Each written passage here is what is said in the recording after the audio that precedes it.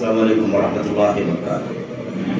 ان الحمد للہ نحمده ونستعینه ونستغفره ونعوذ باللہ من شرور انفسنا وسیئات اعمالنا، من يهده الله فلا مضل له ومن يضلل فلا هادي له، واشهد ان لا اله الا الله وحده لا شريك له، واشهد ان محمدا عبده ورسوله، اما بعد فان خير الحديث كتاب الله وخير الهدي هدي محمد صلى الله عليه وسلم، وشر الأمور محدثاتها وكل محدثة بدعة وكل بدعة ضلالة وكل ضلالة في النار۔ أعوذ بالله من الشيطان الرجيم، بسم الله الرحمن الرحيم۔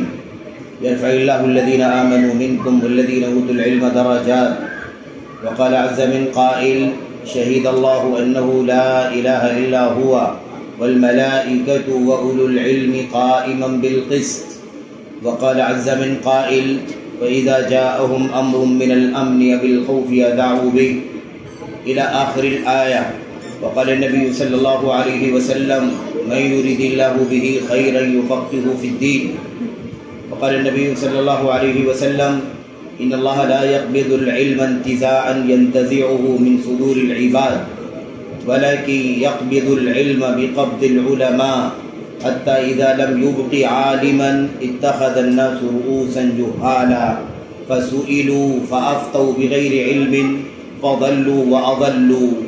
وقال النبي صلى الله عليه وسلم ليس منا من لم يرحم صغيرنا ولم يوقر كبيرنا ولم يؤدي لعالمنا حقه، أو كما جاء عن النبي صلى الله عليه وسلم۔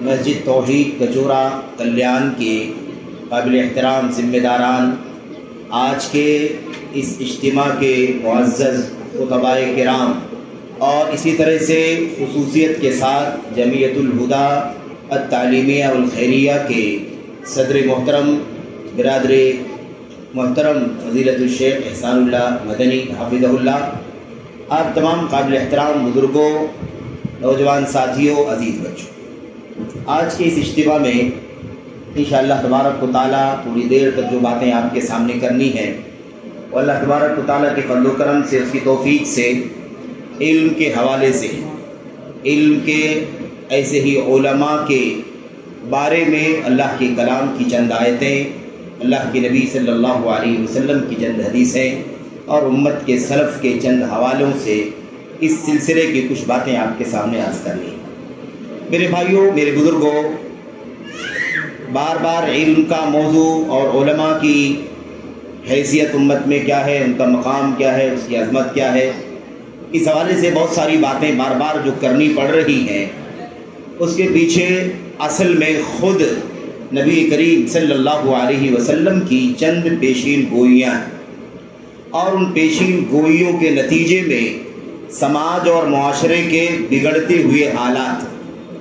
اس لیے یہ بہت بڑی ذمہ داری ہے کہ ہم اور آپ اپنے علماء کی اہمیت کو، ان کے مقام کو، ان کے مرتبے کو سمجھیں، اور امت میں ان کے وجود کا کتنا بڑا فائدہ ہے، اور اگر وہ امت سے غائب ہو گئے، نہ رہے، وفات پا گئے، موت کے گھاٹ اتر گئے، یا رہتے ہوئے امت کے لوگوں نے ان علماء سے اپنا رشتہ توڑ لیا، کاٹ لیا، تو امت کا حال کیا ہوگا، امت کا انجام کیا ہوگا۔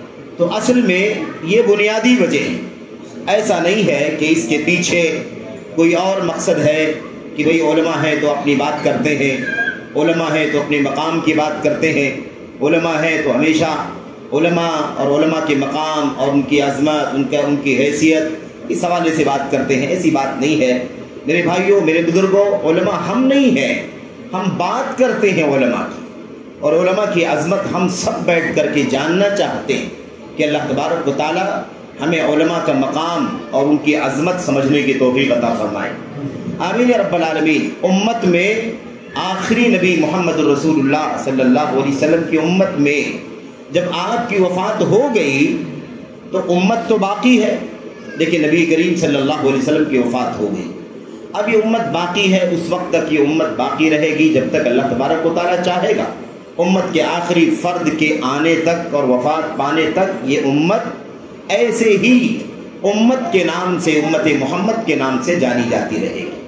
تو اب بہت بڑا مسئلہ یہ ہے کہ نبی کا سلسلہ، نبیوں کا سلسلہ ختم ہو گیا، آخری نبی کی امت ہے، آپ کی وفات ہو چکی، اب کوئی نبی آنے والا نہیں، کوئی قوم آنے والی نہیں، کوئی ہادی اور رہبر اللہ تبارک و تعالیٰ کی طرف سے اتارا یا بھیجا جانے والا نہیں ہے، تو سوال یہ پیدا ہوتا ہے کہ امت کو یہ سب سے زیادہ فکر مندی سے سوچنے کی ضرورت ہے کہ اب آخر امت کی رہنمائی کرنے کا ذمہ کس کے سر پہ، امت کی رہنمائی کرنے کی ذمہ داری کس کے سر اللہ تبارک و تعالیٰ نے رکھی ہے۔ یہ تو حتمی بات ہے کہ اللہ تبارک و تعالیٰ نے ہدایت کے لیے، رہنمائی کے لیے ذمہ داری لی ہے، ہدایت کی ذمہ داری، رہنمائی کی ذمہ داری اللہ تبارک و تعالیٰ نے لی ہے کہ نہیں لی ہے؟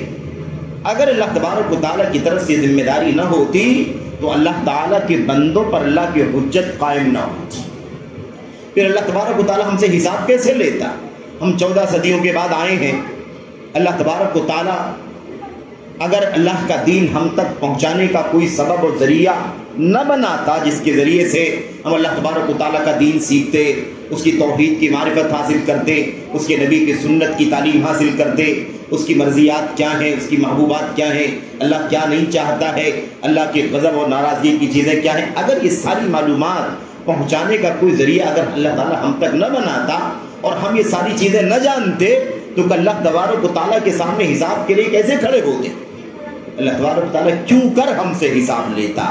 اللہ تعالیٰ بڑا عادل کرنے والا ہے، بڑا منصف ہے، بغیر حجت قائم کیے امت سے نہ تو محاسبہ کرے گا، نہ امت کو عذاب میں مبتلا کرے گا۔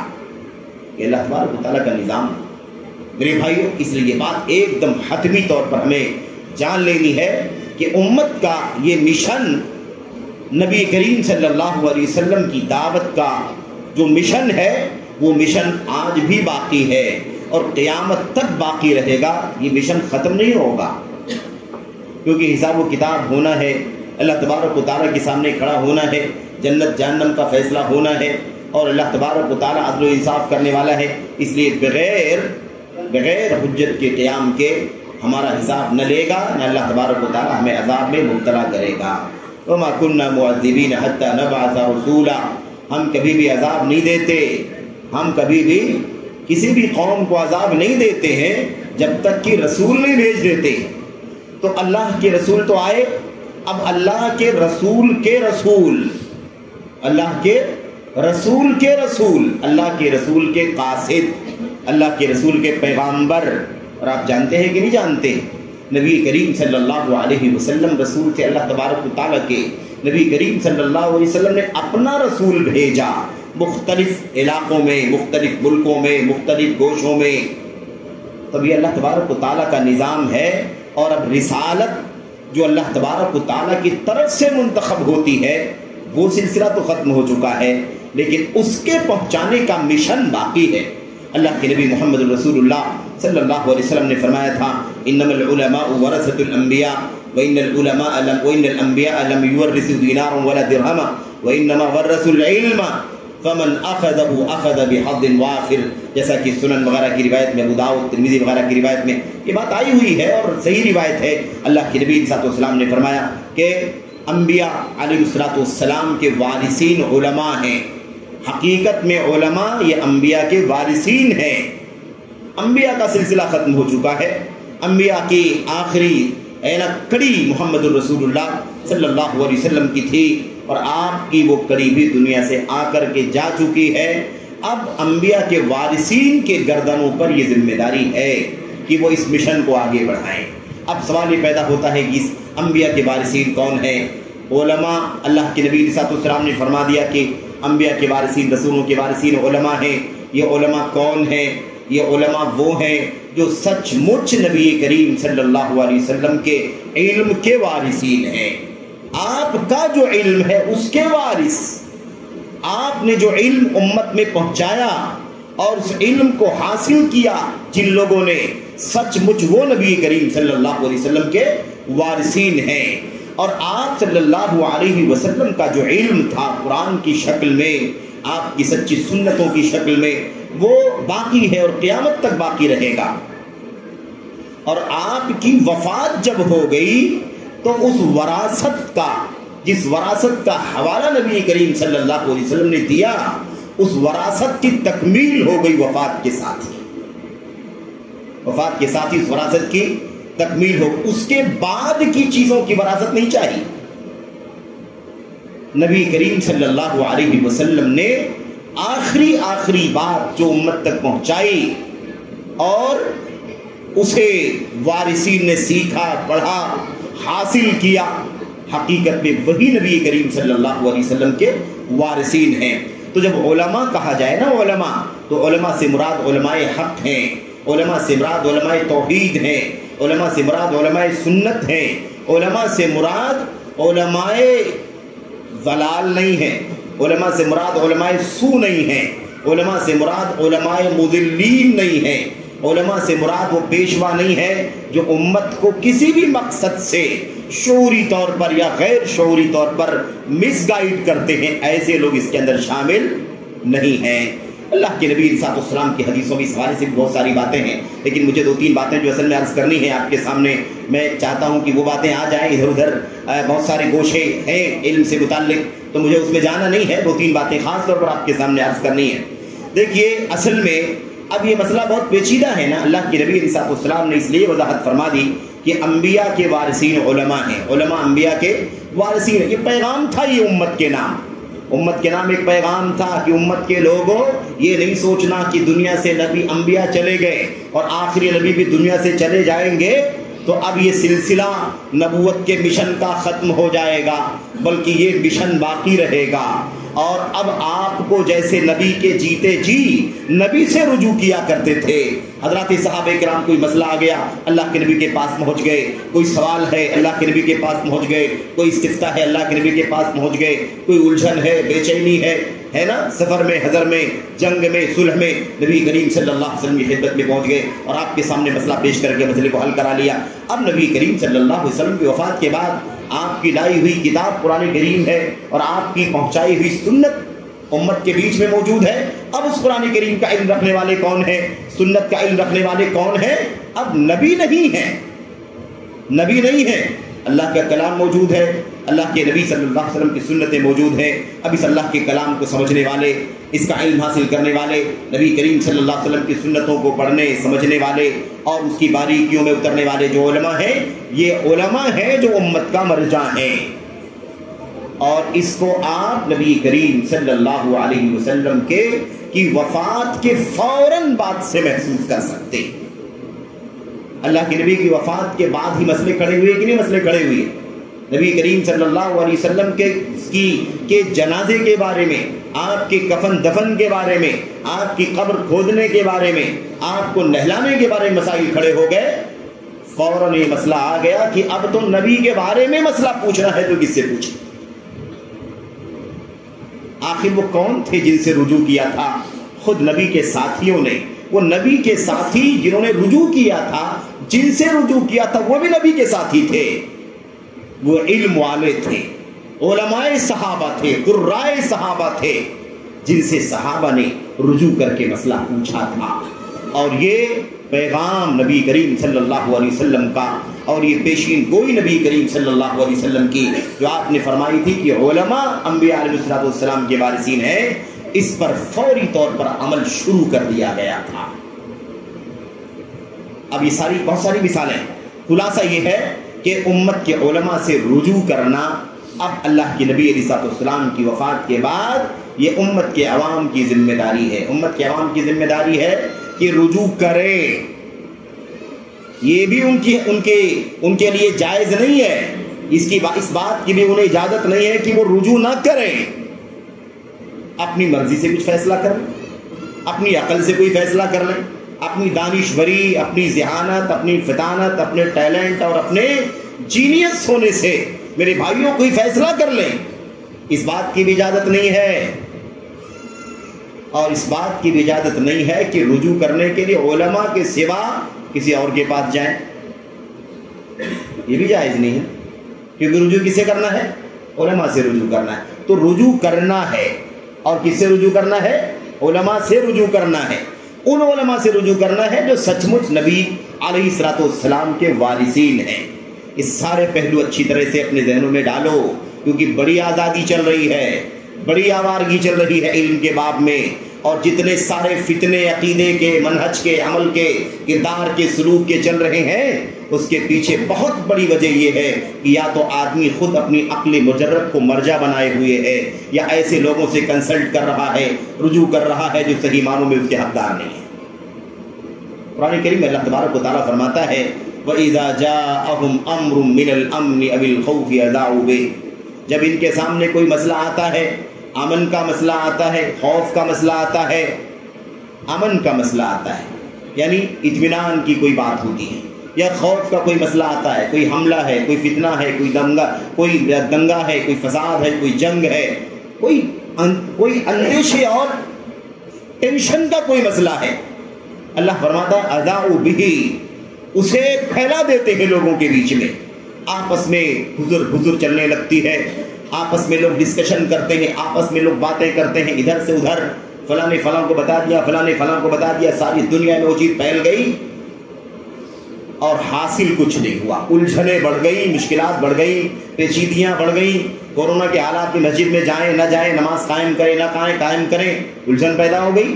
فلسطین اور اسرائیل کی جنگ کا مسئلہ چل رہا ہے، مسلمان ہندوستان کے اندر بیٹھے ہوئے کیا کریں کیا نہ کریں، کیا تلوار لے کر کے باہر نکل جائیں، ہتھیار لے کر کے باہر نکلیں، یا آندولن کریں، یا پھر دعائیں کریں، اللہ تبارک و تعالیٰ سے امن و امان کا سوال کریں، اور جن گناہوں کے نتیجے میں عذاب اور مصیبتیں آتی ہیں ان گناہوں سے اسباب سے بچانے کے لیے تلقین کریں، کیا کریں؟ ساری الجھن پیدا ہوگی۔ یہ تو بڑی بڑی مثالیں ہیں قریب کی، اب ایک تو چل ہی رہا ہے مسئلہ۔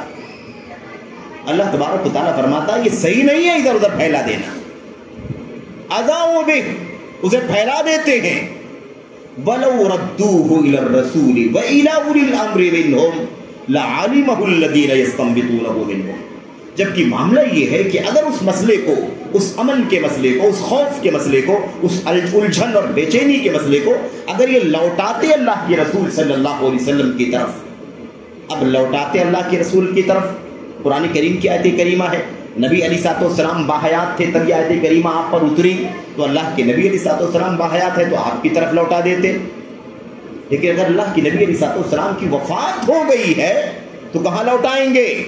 وَإِلَىٰ أُولِي الْأَمْرِ مِنْهُمْ، تو اپنے معاملات کی ذمہ داروں کی طرف لوٹا دیتے، لَعَلِمَهُ الَّذِينَ يَسْتَنبِطُونَهُ مِنْهُمْ، تو اس امن کے مسئلے کو، اس خوف کے مسئلے کو، اس جنگ اور فتنے کے مسئلے کو وہ لوگ حل کر کے بتا دیتے جنہیں اللہ تبارک و تعالیٰ نے علم عطا فرمایا۔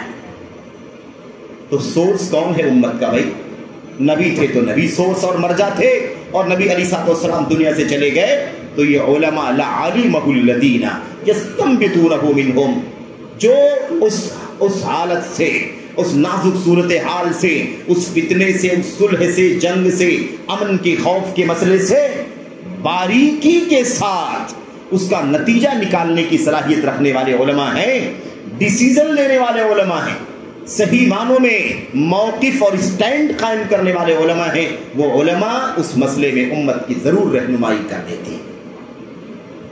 یہ اللہ تبارک و تعالیٰ کا کلام ہے، اللہ تبارک و تعالیٰ کا میرے بھائیوں ایک پیغام ہے، اور اس میں ڈانٹا جا رہا ہے ان لوگوں کو جو علماء سے رجوع کرنے کے بجائے ادھر ادھر پھیلا دیتے ہیں، نااہلوں کے بیچ میں چلے جاتے ہیں، اس کو سنتے ہیں کہ اس کا اسٹینڈ کیا ہے، اس کا موقف کیا ہے، اس نے کیا بتایا، اس نے کیا سمجھایا، اس نے کیا ہدایت دی، اس نے کیا رہنمائی کی۔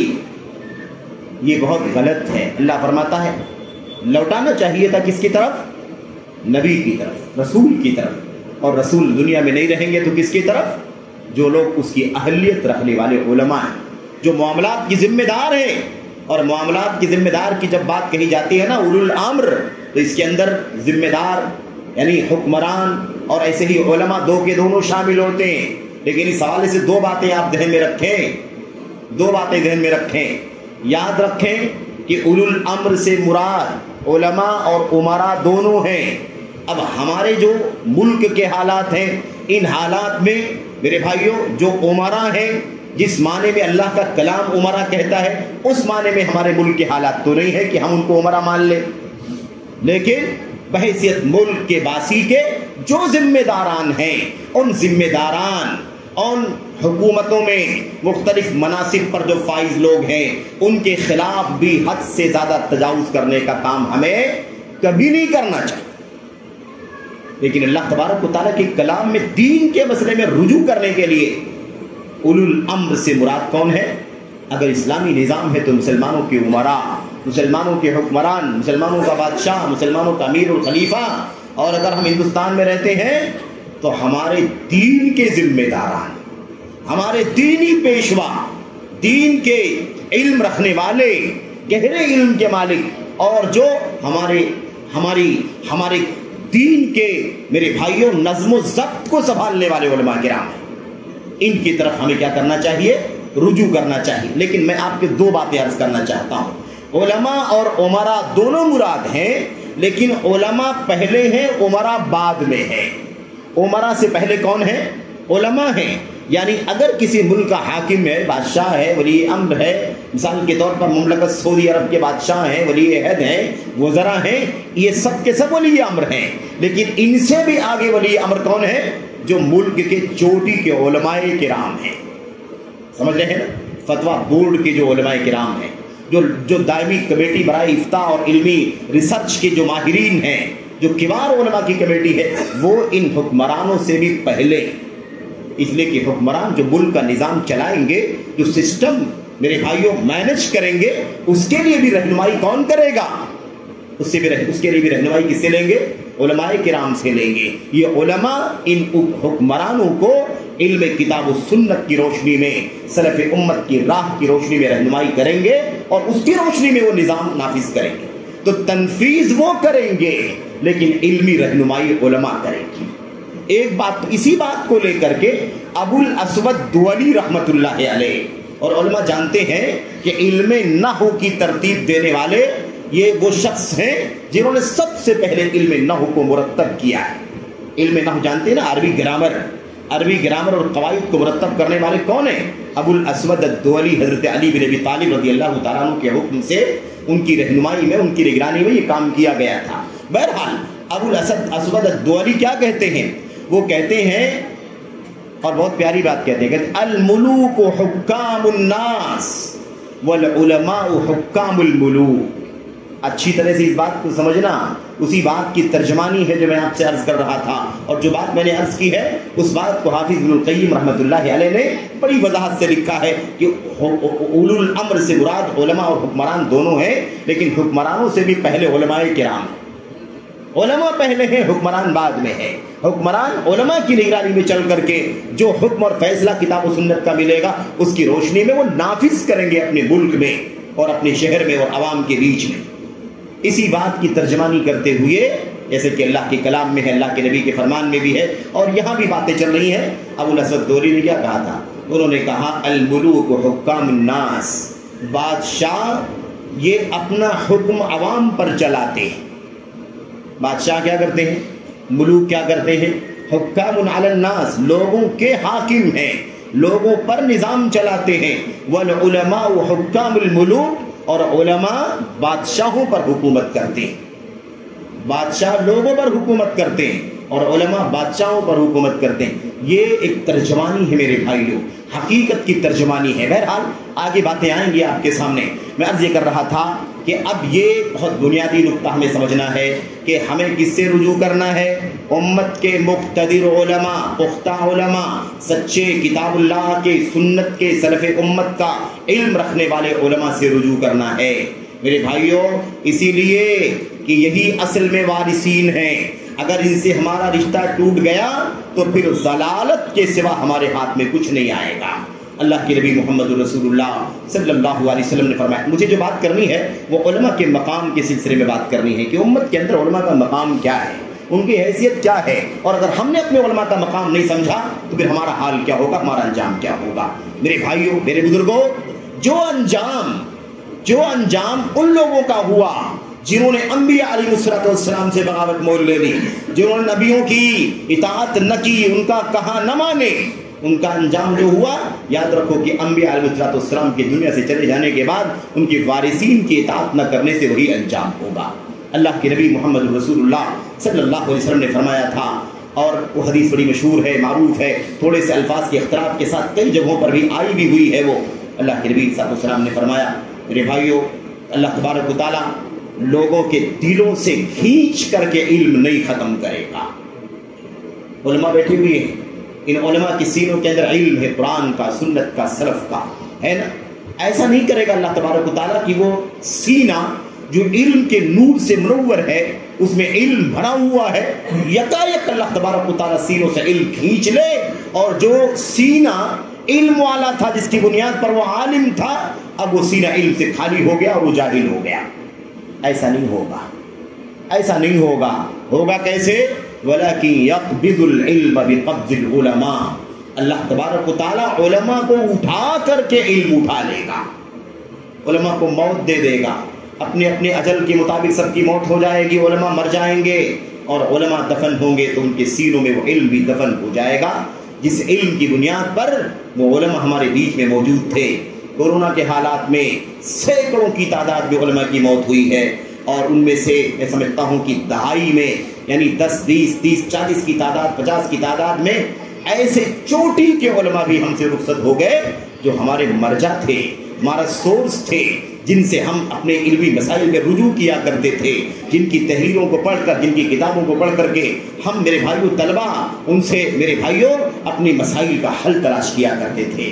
तो अल्लाह तबारक व तआला इल्म को सीनों से खींच करके नहीं उठाएगा, उलमा को मौत दे करके इल्म को उठा लेगा। समझ रहे हैं? और हालत ये होगी कि उठाते उठाते, मौत देते देते, आखिर में एक भी आलिम को अल्लाह तबारक व तआला बाकी नहीं छोड़ेगा। धीरे धीरे धीरे धीरे सारे उलमा की मौत हो जाएगी, और उसके बाद कोई आलिम बाकी नहीं बचेगा। अब जब कोई सोर्स ही नहीं बाकी बचेगा, कोई मरजा ही बाकी नहीं बचेगा जिससे अवाम रुजू करे, अपने मसाइल की रहनुमाई ले, अकीदे में, इबादत में, सियासत में, अखलाक में, और हलाल व हराम के मसाइल में कोई रुजू करने वाला बाकी नहीं बचे, रुजू किए जाने के काबिल बाकी नहीं बचेगा, तो इत्तखज़ रुऊसन जुहाला, तो लोग फिर जाहिलों को सरदार बना लेंगे, जाहिलों को पेशवा बना लेंगे। फसुइलू, और उन्हीं लोगों से मसले पूछे जाएंगे, उन्हीं लोगों से हालात, नाजुक हालात में स्टैंड पूछा जाएगा, उन्हीं मसाइल, उन्हीं जुहला से, उन्हीं जाहिलों से ऐसे सुलह और जंग के मसाइल में उनसे रहनुमाई दी जाएगी। फ़अफ़्तौ बिग़ैरि इल्म, जब वो उलमा नहीं है तो इल्म से फतवा कहाँ से देंगे? जब वो उलमा नहीं है तो इल्म से फतवा कहाँ से देंगे? इल्म होगा तो इल्म से फतवा देंगे, और इल्म नहीं होगा तो किससे फतवा देंगे? बेइल्मी से फतवा देंगे, जहालत से फतवा देंगे। अल्लाह के नबी ने फरमाया फसुइलू फ़अफ़्तौ बिग़ैरि इल्म फ़ज़ल्लू वअज़ल्लू, नतीजा ये होगा कि जहालत की बुनियाद पर, लाइल्मी की बुनियाद पर वो खुद भी गुमराह होंगे और दूसरों को भी गुमराह करेंगे।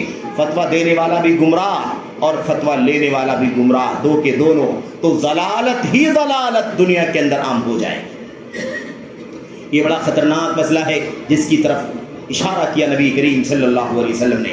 मेरे भाइयों, अल्लाह की हम्द करें, अल्लाह का शुक्र अदा करें कि अभी वक्त नहीं आया है कि अल्लाह तबारक व तआला उलमा को उठा करके, उन्हें मौत दे करके उलमा का खात्मा कर दे और हमारे पास कोई मरजा ना हो। अल्लाह का शुक्र है अभी मरजा है, और आज मीडिया के दौर में हम जिस तरह से चाहें हम राब्ता करके इल्म हासिल कर सकते हैं। उनकी तहरीरें, किताबें हमारे बीच में मौजूद हैं, उनकी तकरीरें, उनकी खिताबात, दुरूस, फतावे, सारी चीज़ें हमारे बीच में मौजूद हैं, और हम जब भी चाहें बराह रास्त बिलमुशाफा बात कर सकते हैं, बिलमुशाफा मुलाकात करके हम उनसे अपने मसाइल की रहनुमाई ले सकते हैं।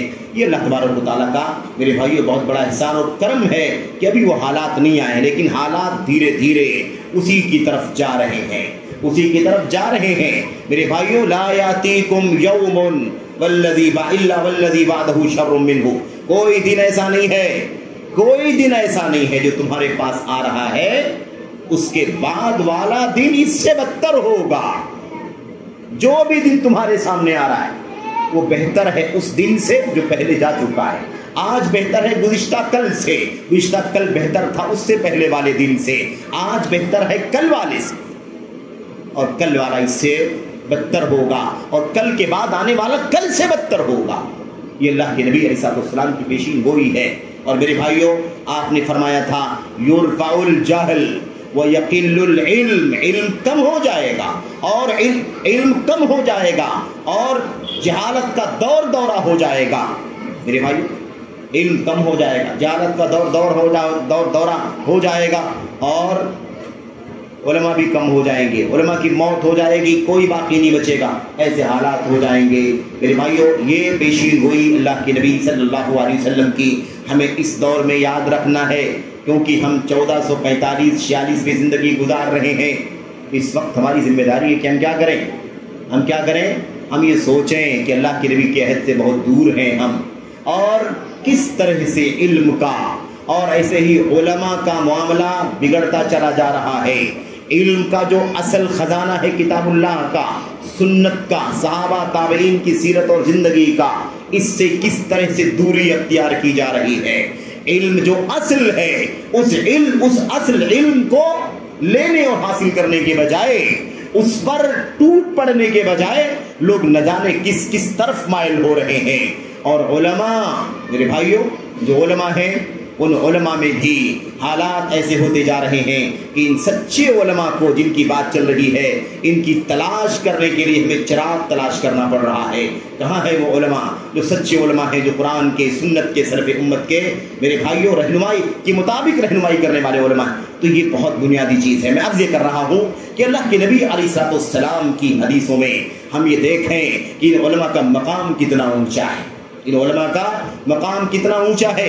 اللہ کے نبی محمد رسول اللہ صلی اللہ علیہ وسلم نے فرمایا تھا، يحمل هذا العلم من كل خلف عدوله ينفون عنه تحریف الغالین وانتحال المبطلین وتأویل الجاہلین۔ اللہ کے نبی صلی اللہ علیہ وسلم نے فرمایا تھا، ہر دور کے اندر اچھے برے لوگ ہوں گے، لیکن ہر دور کے جو عادل لوگ ہوں گے، عدول، بہت زیادہ نیکی، تقوی اور اللہ تبارک و تعالیٰ کا خوف، سچے ایمان، سچی توحید، شرک کے خلاف، بدعقیدگی کے خلاف، اور ایسی سچی سنت، بدعت اور خرافات اور نفس پرستی کے خلاف عدول علماء ہوں گے۔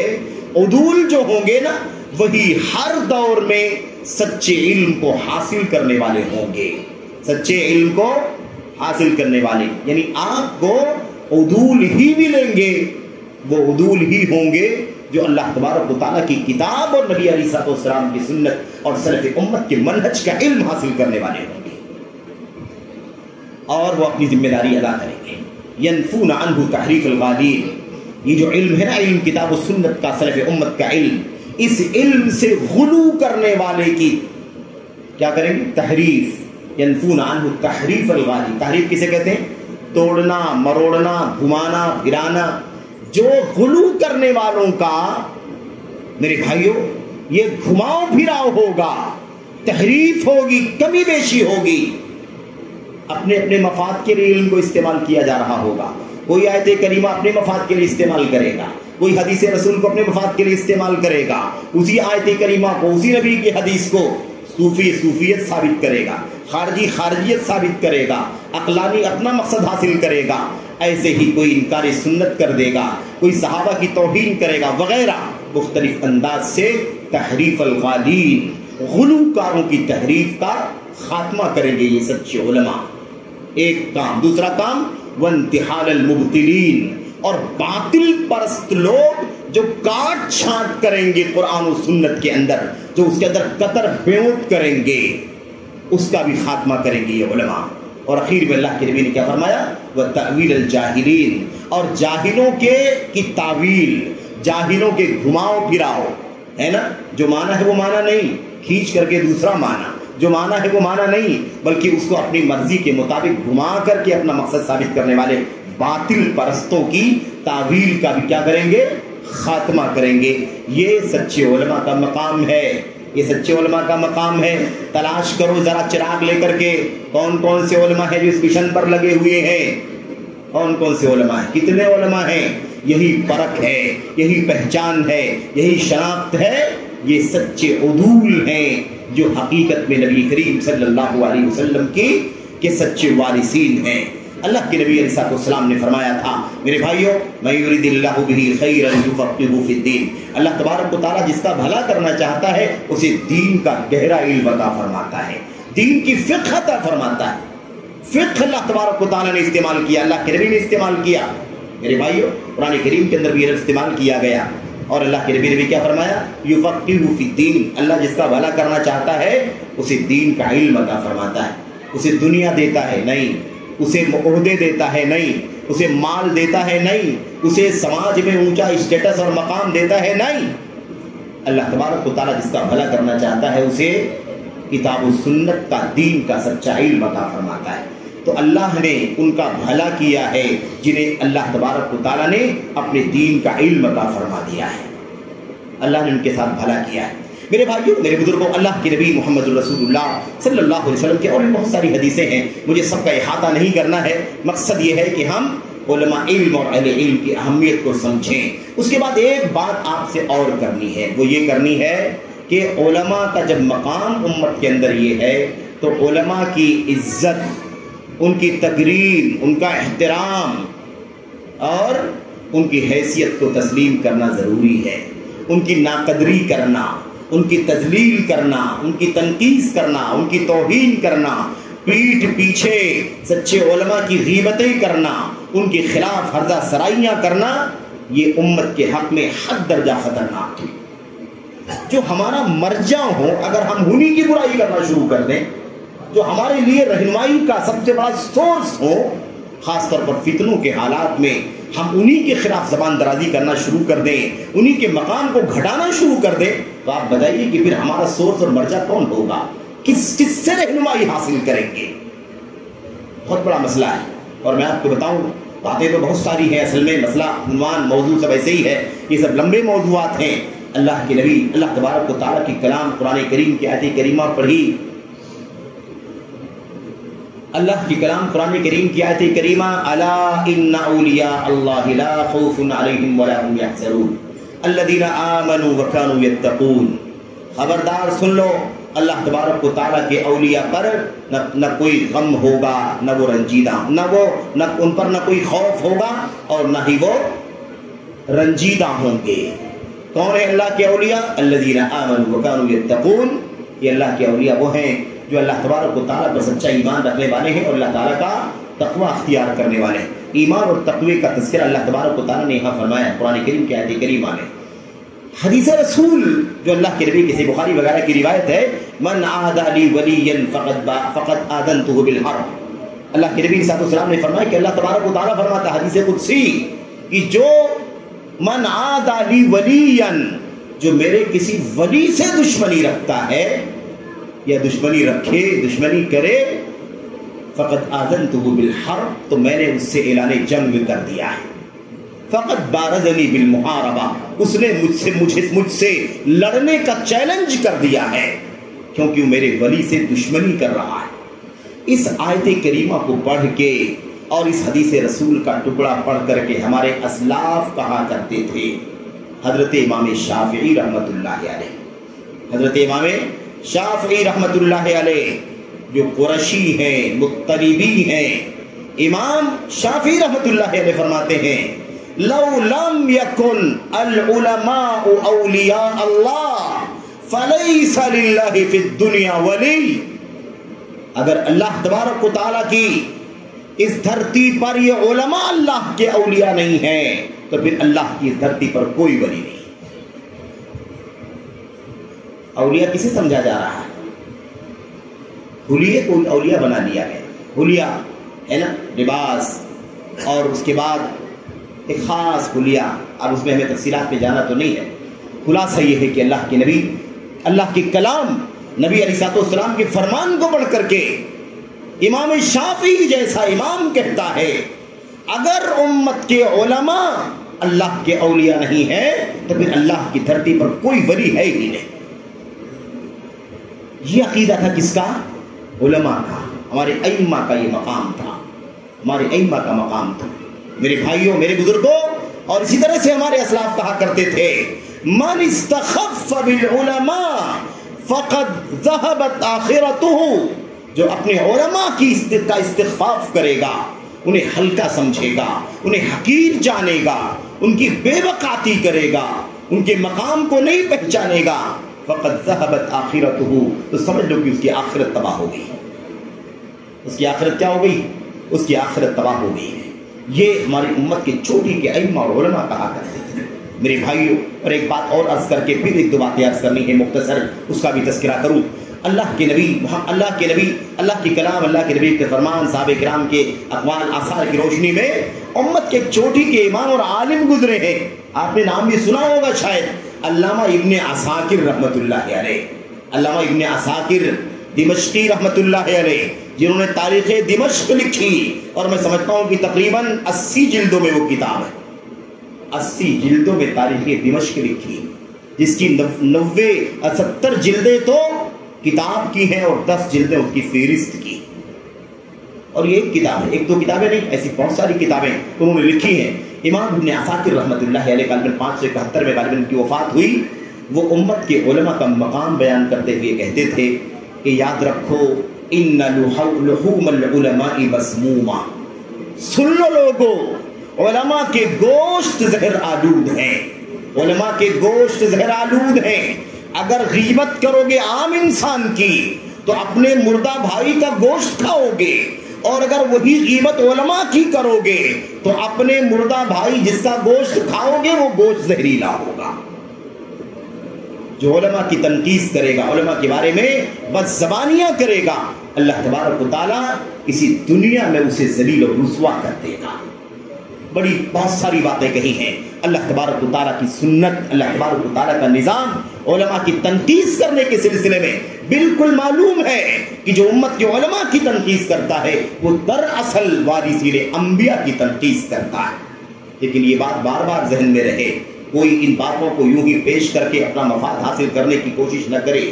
اس سے مراد وہ علماء ہیں جو سچ مچ کتاب اللہ کے علماء ہیں، جو سچ مچ سنت رسول صلی اللہ علیہ وسلم کے علماء ہیں. میرے بھائیوں، یہ علماء یہ مراد ہیں جو صحابہ کرام کے نقش قدم پر چلنے والے علماء ہیں. اپنی ہوس، اپنی خواہشات نفسانی، اپنی سوچ، اپنی شخصیت، اپنے جھنڈے، اپنی ٹولی، اپنے گروہ، اپنے حزب اور اپنے فرقے کی طرف دعوت دینے والے علماء نہیں، جن کا ایک ہی مشن ہے، آؤ کتاب اللہ کی طرف، آؤ سنت رسول صلی اللہ علیہ وسلم کی طرف، اور آؤ کتاب و سنت کی طرف اسی فہم کے ساتھ اسی سمجھ کے ساتھ جس فہم اور سمجھ کے ساتھ صحابہ کرام نے اس کتاب و سنت کو گلے لگایا اور نبی کریم صلی اللہ علیہ وسلم سے سیکھا اور نبی علیہ السلام کے سامنے عمل کیا اور اس کے بعد پوری امانت کے ساتھ اگلوں تک پہنچایا. یہ علماء کی بات ہو رہی ہے. ورنہ اللہ کے نبی علیہ السلام کی وہ حدیثیں بھی آپ کو ذہن میں رکھنی چاہیے کہ اللہ کے نبی علیہ السلام نے ان کا بھی تذکرہ فرمایا جو سچ مچ اللہ تبارک و تعالیٰ کے دین اور اللہ کے نبی کی سنت کے علماء نہیں ہیں، بلکہ امت کو مس گائیڈ کرنے والے علماء ہیں، جو اپنے جھنڈے کی طرف، جو اپنی شخصیت کی طرف، جو اپنی کسی خاص فکر کی طرف، جو فکر نہ اللہ کے کلام میں ہو، نہ نبی کی سنت میں ہو، نہ نبی کے صحابہ کرام اور تابعین کی زندگی میں رہی ہو، کوئی الگ سے کوئی فکر ہو، کوئی نظریہ ہو میرے بھائیوں، یا کوئی خاص فرقہ ہو، کوئی خاص ٹولی اور گروہ ہو، کوئی جماعت ہو، کوئی بینر اور اسٹیج ہو جس کی طرف وہ دعوت دے رہا ہو اور اس کے نام پر وہ محنت کر رہا ہو اور اپنے آپ کو عالم باور کرا رہا ہو، یا اپنے اس قسم کے علماء کو علماء باور کرا کر کے امت کو اس سے جوڑنے کی کوشش کر رہا ہو، یاد رکھیں ایسے علماء سے ایاکم و ایاہم، تم ان سے بچ کر کے رہنا، ان کے قریب تم نہ جانا، انہیں اپنے قریب نہ کرنا. اللہ کے نبی علیہ السلام نے کیا فرمایا تھا؟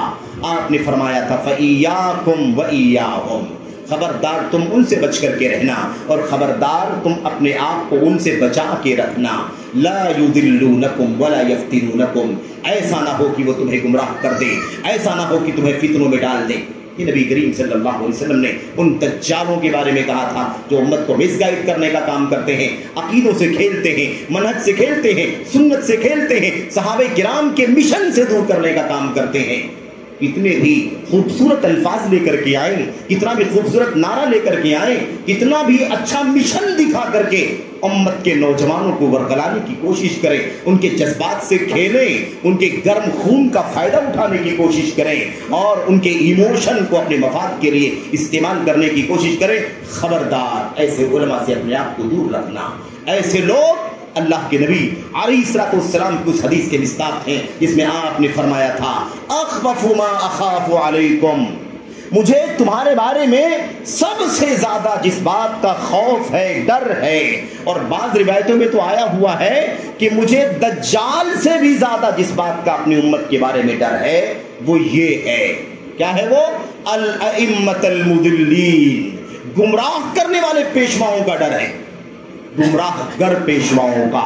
ऐसे अगुआ, ऐसे पेशवा, ऐसे कमांडिंग करने वाले, ऐसे आगे आने वाले, ऐसे मुर्शिदीन, ऐसे रहनुमाओं के का मुझे तुम्हारे बारे में खौफ है, जो गाइड करने में, तुम्हारी रहनुमाई करने में इंसाफ करने वाले नहीं हैं, अमानत का सबूत देने वाले नहीं, बल्कि वो क्या करते हैं, वो क्या करते हैं, वो मुदिल्लीन, गुमराह करने वाले।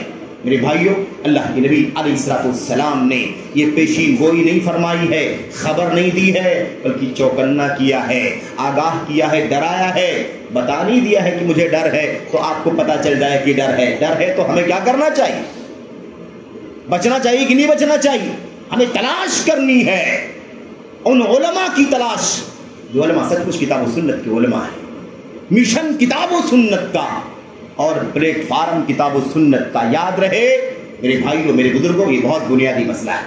मुझे आपके सामने एक बात और अर्ज करनी है, वो ये अर्ज करनी है कि अपने आप को इन उलमा से जोड़ो, इन उलमा से जोड़ो। अव्वलन तो उलमा से जोड़ो जो नॉन उलमा है, जो नॉन उलमा है, उलमा नहीं है।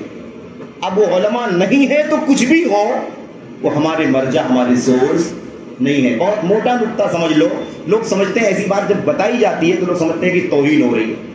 भाई अल्लाह के दीन की तौहीन हो रही है, अल्लाह की किताब के इल्म की तौहीन हो रही है, अल्लाह के नबी की सुन्नत और सहाबे किराम की सीरत की तौहीन हो रही है। आपको इसकी गैरत नहीं आती? किसी के नाम पर अगर हम बात करें कि वो आदमी मिसगाइड कर रहा है, अकीदा गलत बतला रहा है, मनहज गलत बतला रहा है, तो लोग कहते हैं कि उनकी तौहीन की जा रही है। अल्लाह वास्ते मेरे भाइयों समझो बातों को, अल्लाह के दीन से ज़्यादा गैरत के काबिल कोई नहीं है, अल्लाह की किताब, नबी की सुन्नत, सहाबे किराम की सीरत से ज़्यादा गैरत किए जाने के काबिल कोई चीज़ नहीं है, अल्लाह की तौहीद से ज़्यादा अज़मत वाली कोई चीज़ नहीं, नबी की सुन्नत से ज़्यादा, सहाबे किराम के मिशन से ज़्यादा मेरे भाइयों अहमियत और अज़मत वाली, हैसियत वाली कोई चीज़ हमारे और आपके दिल में नहीं होनी चाहिए। वरना अगर ऐसा कुछ है कहीं तो अगर जहालत की बुनियाद पर है तो जहालत दूर कर ली जाए, इल्म की रोशनी में आ जाए हम, और अगर कोई वाकई खलल है तो अल्लाह तबारक व तआला से तौफीक मांगना चाहिए कि अल्लाह तबारक व तआला हमें इस इनहिराफ से, इस सलालत से बचने की तौफीक अता फरमाए। तो अव्वलन तो उलमा से जुड़े, इससे उलमा से, गैर उलमा से आप रिश्ता काटने। भाई गैर उलमा आपको मिसगाइड कर देंगे, कोई गारंटी नहीं है।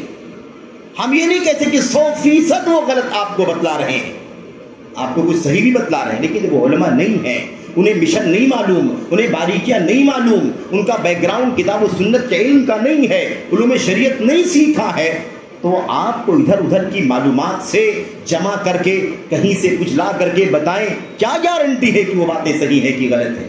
क्यों ना आप उन लोगों से कंसल्ट करें तो सही मानों में किताब और सुन्नत के उलमा हैं।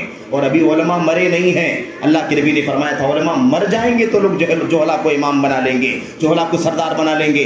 अगर उलमा के जीते जी उम्मत के लोग जोहला को सरदार बना लेंगे तो बताओ उम्मत की कितनी पस्ती और जिल्लत की बात होगी।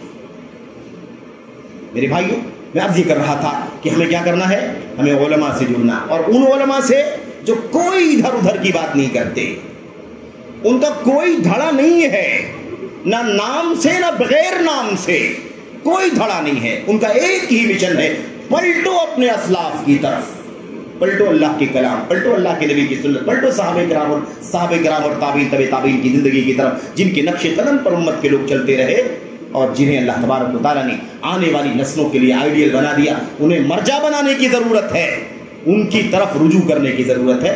ये एक बात है बुनियादी, समझ रहे हैं। दूसरी जो बात खास आपके सामने पेश करनी है वो ये है कि जमात और जमात का माना भी समझ में, मतलब समझ के अच्छी तरह से समझ करके रखने की ज़रूरत है। बड़ा मसला ये है ना कि हम लोग भीड़ भी देखते हैं तो उसको जमात समझ लेते, बड़ी गैदरिंग देखते हैं तो जमात समझ लेते। कितना खतरनाक मसला है। किसी के स्टेज और बैनर पर अगर 2-4 लाख लोग जमा हो गए तो मरूर हो जाते हैं। अगर ये हक ना होता तो इतने सारे लोग कैसे जमा हो जाए? और कोई करे अहले हदीस फिक्र का एक बच्चा ऐसी बात करे, ये समझ से बाहर है, या तो तरबियत की कमजोरी हो सकती है। मेरे भाइयों, याद रखो, भीड़ का नाम, इकट्ठा होने का नाम, गैदरिंग का नाम, ज्यादा लोगों का नाम जमात है ही नहीं अल्लाह तबारक व तआला के लिए। अल्लाह के कलाम नबी के फरमान में जमात का माना क्या है? जमात का माना है अल्लाह की किताब और नबी की सुन्नत, सहाबा की सीरत पर जमने वाले। जो अल्लाह की किताब, नबी की सुन्नत और सहाबा के तरीके पर जमा है वो जमात है।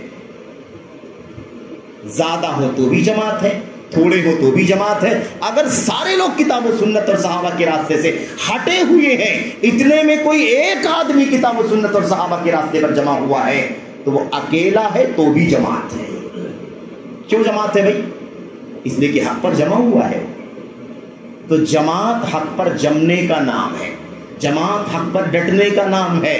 तादाद कम हो ज्यादा हो, हत्ता कि कोई एक ही क्यों ना हो तो भी क्या होगा? वो जमात। और अगर फर्ज करो कोई नहीं है, तब भी वो हक अपनी जगह पर बाकी है, उसके मतवाले नहीं है, उसके शैदाई नहीं है, तो क्या हुआ? वो हक ही रहेगा, वो बातिल इसलिए नहीं हो जाएगा कि लोगों ने छोड़ दिया है।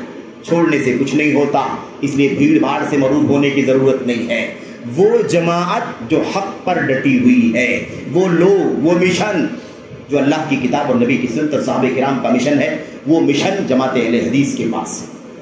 अहले हदीस, किताब और सुन्नत, सहाबा किराम का मिशन, इसके सिवा हम कुछ नहीं जानते।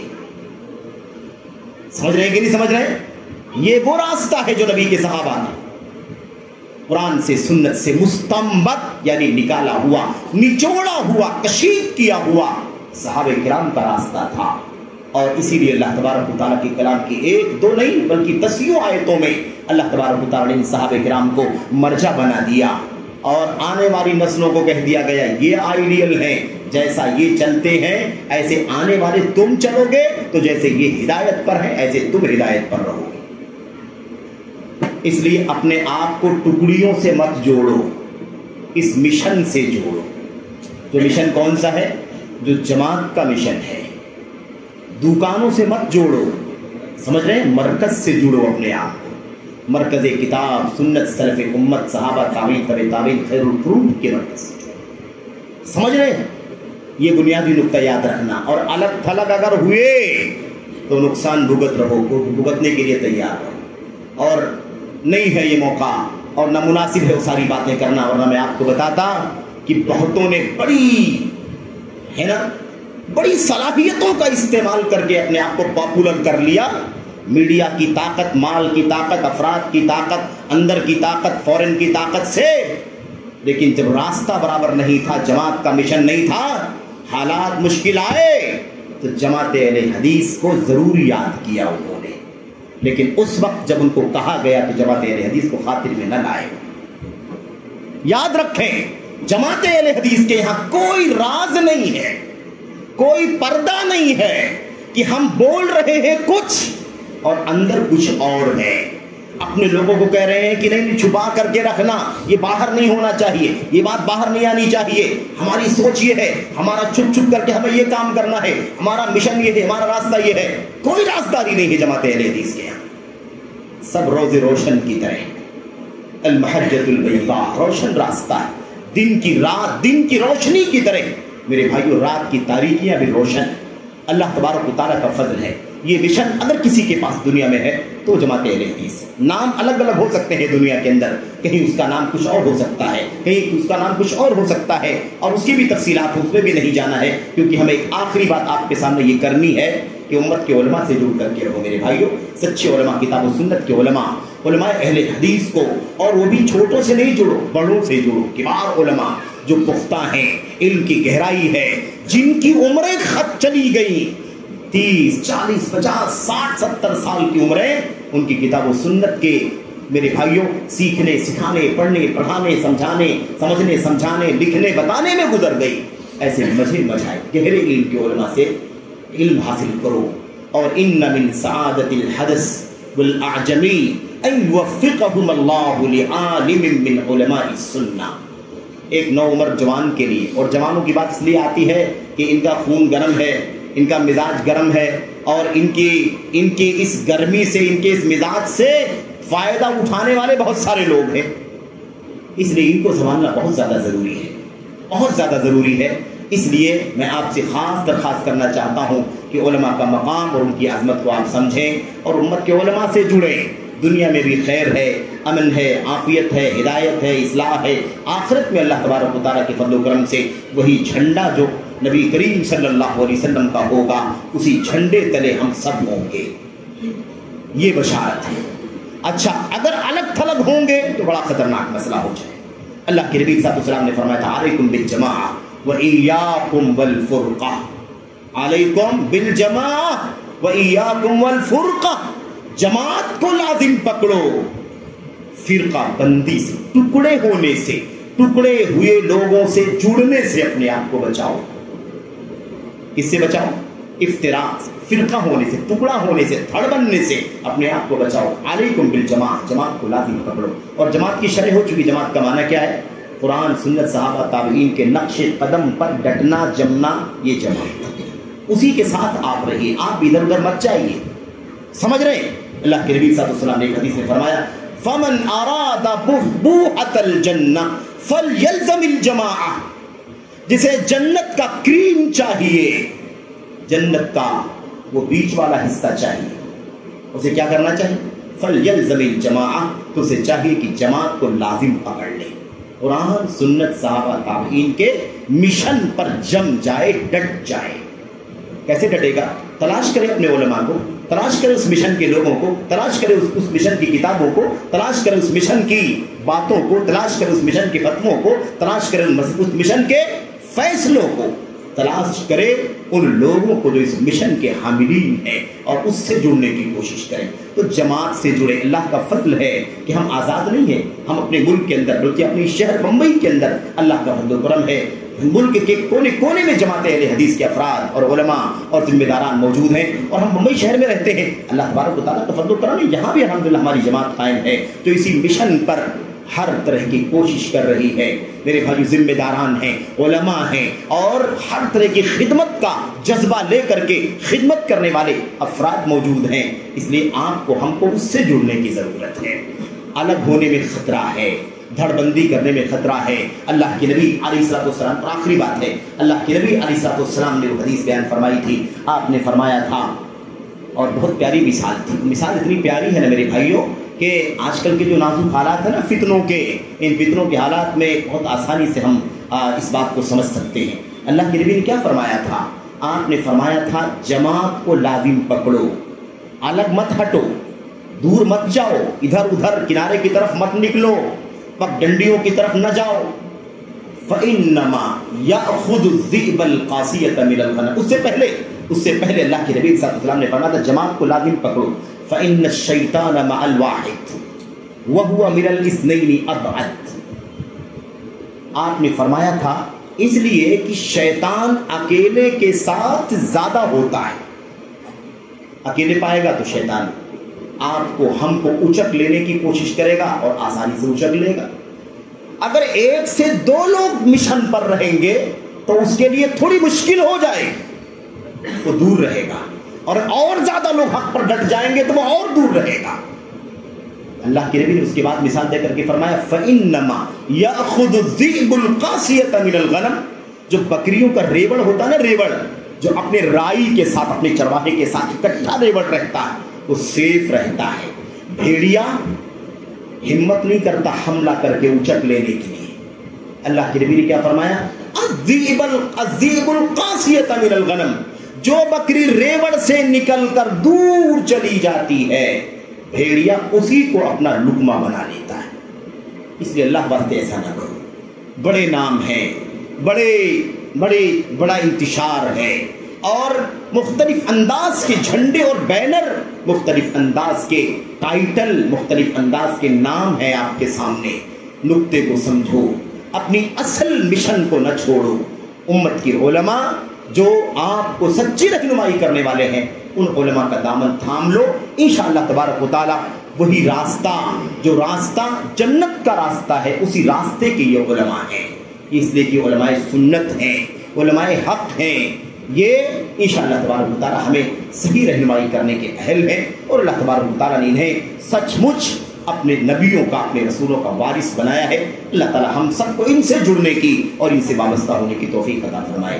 آمین یا رب العالمین۔ صلی اللہ وسلم وبارک علی نبینا محمد وعلی آلہ وصحبہ اجمعین۔ السلام علیکم ورحمۃ اللہ وبرکاتہ۔